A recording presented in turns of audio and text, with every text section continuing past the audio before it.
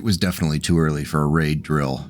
The early morning light hadn't even crossed the ridge in the far distance, and there was a chill in the air. Both of these things further annoyed Samantha Holcomb on her way across the ferrocrete tarmac that led to the mech bay. There were more than a few people running around, with more vigor than usual, but it wasn't concerning so much it was annoying for the grizzled test pilot who could have used a few extra hours of sleep. Yet she endured, crawling back into her coolant vest, shorts, and boots before starting the 200-yard walk from the Kaiser Systems barracks to the mech bay. While the Planetary Defense Force enjoyed putting on these drills, it was hard to take them seriously. Their meager units consisted of light armor and unaugmented soldiers, which wouldn't mean much in a pirate raid, but Samantha appreciated that they looked like they were having fun when they were out on patrol. Reaching the large mech bay doors, which were grinding their way open, she saw the technicians swarming over the Scourge battlemech sitting in the gantry. The amount of effort they were putting into their actions was a little concerning. Usually, she couldn't get a tech out of bed before 0900 without some serious offerings of caffeine and sugared treats.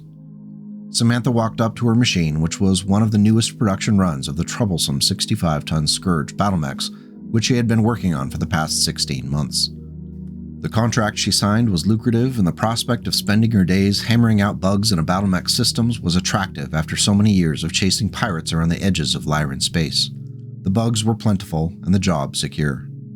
Looking up, she appreciated the leather brown and white checkerboard pattern she had painted onto the mech for a few moments before she was handed a comlink headset by an office grunt who looked like he just ran across the factory to bring it to her.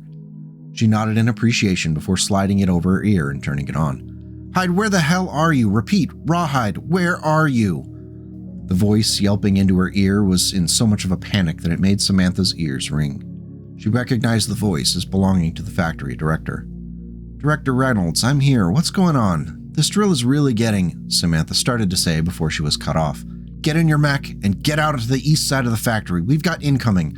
I'll patch the message from the raiders through," Reynolds said before a new voice replaced his. The gruff and immediately irritating voice said, "This is Lieutenant Colonel Emerson Vincent of the 8th Free World Guards. On behalf of the Merrick Stewart Commonwealth, we seek only to appropriate the goods and materials we need to continue our noble mission. The only way this goes badly for you is if you resist." Samantha sighed before starting up the ladder leading up to her Scourge's cockpit. Speaking into the open comlink with the director, she asked, "Do you think the local defense force will stand down?" But before an answer could be heard, the ladder rumbled and the sound of a distant explosion reached the mech bay. "Ask a silly question, get a silly answer," Samantha said as she settled down into her cockpit. As the Scourge's systems gradually turned from idle to green on her dashboard, Samantha placed the neuro helmet over her head and let the wash of temporary dysphoria wash over her as the mech and Mechwarrior connected. Everything on her dashboard and HUD looked green, but when she pushed the mech forward, it didn't budge. Trying again, she nudged the pedals as she had done 1,000 times before, but yet again, the battlemech was motionless. Samantha looked down at the panel and scowled. This was not the time to be dealing with bugs, not today. The rumble of explosions outside the mech bay grew with intensity, though they were muffled by the battlemech's actuators and soundproofing. Techs were running, shouting, fleeing for their lives, and here she was, stuck in the mech bay. Laser beams raked a truck outside and set off its gas tank. The flash and blooming black smoke made Samantha redouble her efforts. She rebooted the mech systems, closed her eyes, and uttered a short prayer to the god of mech startup sequences. Upon opening them, the board was green once again, and she pushed the mech forward. Thankfully, the mech lurched and took its first steps just in time as a trebuchet marched across the ferrocrete in front of the mech bay. Taking the opportunity to raise her mech's left arm, Samantha took a breath and fired her Ultra 10 autocannon and improved heavy large laser into the trebuchet's rear armor. The mech was knocked forward by the impact of the unexpected strike, and the laser boiled away the splintering armor and internal structure. The trebuchet fell hard on its face and didn't attempt to stand. The moment of adulation faded quickly as Samantha realized it was just one mech of many. She sighed to herself as she pushed the Scourge into a run out of the mech bay. "Time to go earn my paycheck," she uttered. Today's battlemech is one of the newest in the Inner Sphere. First stepping off the Kaiser factory assembly line in 3137, the Rawhide was a reimagining of the Scourge, Kaiser's first attempt at making a battlemech. It shared some internal components and reflected the hard work of hundreds over many years.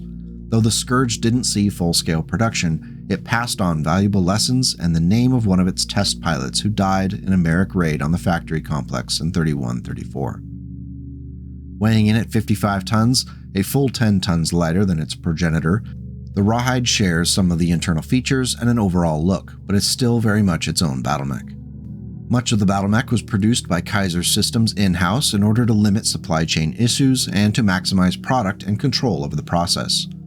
Built around a standard Kaiser Simplex 1 steel chassis and a Hermes 275 XL engine, the Rawhide could move quickly. The top speed of 86 km per hour was pretty much the industry standard for the dawn of the IlClan era in this weight class. 5 dynamo jump jets allow the Rawhide to leap up to 150 meters and really helps sell the machine as an agile hunter of light and medium mechs. The 11.5 tons of Bowie glinting blade reflective armor helps the Rawhide live up to its rough and tumble name. If you need a refresher on the rule for reflective armor, here we go. Each point of laser reflective armor absorbs up to 2 points of damage from flamers, lasers, PPCs, and plasma rifles before being destroyed.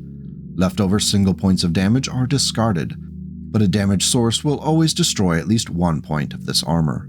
Additionally, heat-causing effects are halved, round down to a minimum of 1 heat point.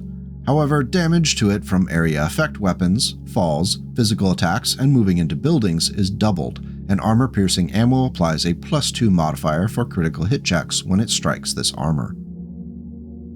12 double heat sinks keeps the Rawhide fairly cool, and the Telestar model XK71 comlink and Starlight LX1 targeting and tracking system was solid and fit the philosophy of a rugged and reliable mech. This toughness is reflected in the mech's reinforced legs and rugged quirks. As far as weapons and equipment go, the R1 Rawhide ended up a shockingly accurate sniper and headhunter. In the right arm, both aided in their accuracy by an actuator enhancement system, there was an extended range particle projection cannon and a medium X pulse laser. That means you have a -1 on your ER/PPC rolls and a -3 for the X pulse laser for those of you playing the tabletop game at home. Backing the lasers up, a multi-missile launcher 9 was added to the left torso along with 2 tons of ammunition and case to keep the pilot alive in the case of a rapid onset explodey ammunition situation. When the Rawhide was first announced, the savvy mech buyers were skeptical. Word of the Scourge's development issues tainted the perceptions of the newer design. Some even rudely described the Rawhide as a baby Scourge by any other name, and the Kaiser cash grab. Kaiser quickly learned that the Rawhide would have to earn respect in the field. Once battle reports from the first units sold started to filter back to the company, the results were encouraging. Word spread and soon the orders were consistently flowing in. The Rawhide saw action across Lyran Commonwealth territory in both LCAF units and mercenary commands. The ultimate test still lay ahead for the Rawhide as Kaiser waited for word on the mech's performance against Clan Jade Falcon. That word would arrive from Coventry, where the 17th Arcturian Guards faced a determined Jade Falcon attack. In the Ride-Scene River Valley, a Rawhide along with other mechs were ordered to take advantage of the boldness of the Falcons by circling around to their flank. The Rawhide's jump jets and XL engine paid off as was able to keep up with the lighter mechs in the unit. Unfortunately, the mission was compromised after the mechs stumbled into a nova of Falcons who cut off the flankers and encircled the Arcturian Guard. Defending what looked like a doomed position, the defenders fought ferociously. The Rawhide fired its ER/PPC and pulse laser into the attackers over and over until the barrels glowed and the systems threatened failure. After delivering a killing blow to a Kitfox, the Arcturians began to fall to a wave of onrushing battle armor. The Rawhide was the last to fall when a now severely damaged Grand Summoner scored a hit on the Rawhide's XL engine and rendered it into scrap. Even though that specific Rawhide did not survive the engagement, positive word about the mech's performance continued to spread. In a later run-in with the Jade Falcons on Loxley, Hauptmann Tim Schoeneck used his Rawhide along with the other 5th Lyran regulars to great effect in the desert battle where dust obscured visual sensors as well as limited the energy-heavy loadouts of the Falcons. The dust, along with the Rawhide's reflective armor, protected Schoeneck from intense fire. After destroying the cockpit of a Shadowcat II with his ER/PPC and knocked out a pinion with laser fire, there was no doubt that the Rawhide had earned its keep. Now, as a little aside, I do want to address the following section from the IlClan Guide entry on the Rawhide. It reads, "The Lyrans won the day when he and 2 Thunderhawks collapsed a section of the canyon on the last clan mech, a time-honored way to defeat Jade Falcons. BattleTech authors, can we take a minute to talk, just you and me? Now that we're just openly admitting that there's a tendency to wrap up battles with clanners by sending them into obvious ambushes and canyons, can we maybe find another path forward, so to speak? I once joked with Michael Stackpole on Twitter that there were only 2 guarantees in BattleTech. 1, that pulse lasers go wub-wub, and 2, clanners were utterly incapable of avoiding walking into a canyon ambush. He disagreed with me on both counts. I don't think he picked up on my humorous hyperbole. Though I am deadly serious about the pulse lasers, though. Wub-wub. Now, there's no official variants of the Rawhide yet, as it's just a little bit more than a decade old by 3150. While there are sure to be field refits in existence, it's a testament to the original layout that there weren't any quick shifts in direction with an official refit shortly after release. We are going to do a Mech Frog variant because today is a day that ends in Y and the unchecked narcissism of a YouTuber has no upper boundary. Keeping the 585 movement with the jump jets, the only major structural change for the Rawhide MF is a swap from an XL engine to a light fusion engine.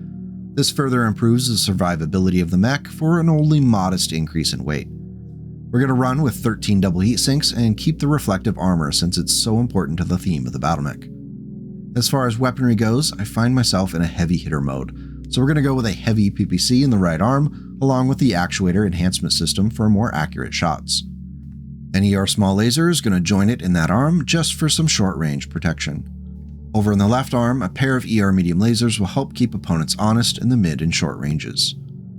While the Rawhide MF isn't going to break any records in the DPS department, I think the trade-off in firepower for just a little bit more durability with a light engine is valuable.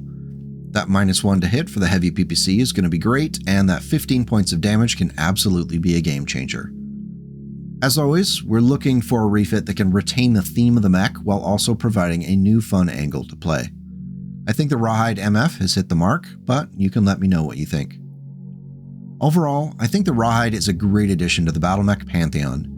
The lore states it's reliable, has a great backstory, and just has enough new gear to be interesting while not overdoing it and turning the old-timers away. If you're open to trying out some IlClan era mech fun, give the Rawhide a go. Before we go, I do want to give a special shout out to the following: Alan Blackwell, Jordan Cuffie, Harri Kallio, Dale Ide, Chris Lowry, Aaron Harris, Matt Plog, Justin Nelson, Anthony Scroggins, Ray Arrastia, David A. Kerber, and anyone I might have missed for putting in the astounding effort to update the art for so many of these mechs that we love, while also adding their own creativity to produce some really special art pieces.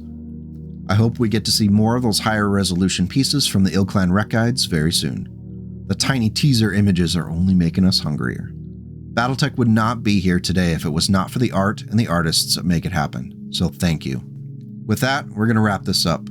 Are you already a Rawhide fan who uses it in your games, or is it the first time you've ever heard of it? What do you think of it? Let me know in the comments below. If you want the MF variant, the record sheet for it is in the video comments. Remember that hitting that like and subscribe button helps feed my insatiable need for attention and keeps this venture going a little bit longer. Thank you to everyone who has consistently supported the channel already. Until we meet again, take care and go make the world a slightly better place today and tomorrow.